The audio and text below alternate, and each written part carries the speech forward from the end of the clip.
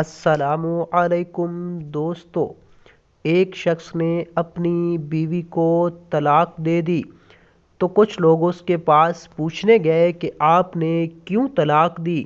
وہ شخص بولا، ابھی وہ عدت میں ہے اور میری بیوی ہے، میں اس سے رجوع کر سکتا ہوں۔ میں اگر تمہارے سامنے اس کے عیب بیان کروں تو رجوع کیسے کروں گا؟ کچھ عرصہ گزرا، اس شخص نے رجوع نہیں کیا۔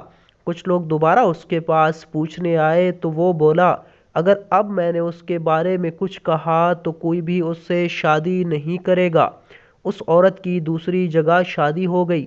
چند لوگ پھر پوچھنے آئے، آخر کیا وجہ تھی؟ تو وہ شخص بولا، اب وہ کسی اور کی عزت ہے، اس لیے پرائی اور اجنبی عورت کے بارے میں اپنی زبان بند ہی رکھنی چاہیے۔ کسی انسان میں خوبی دیکھو تو اسے خوب بیان کرو، لیکن اگر خامی دیکھو تو وہیں اس کو ختم کر دو۔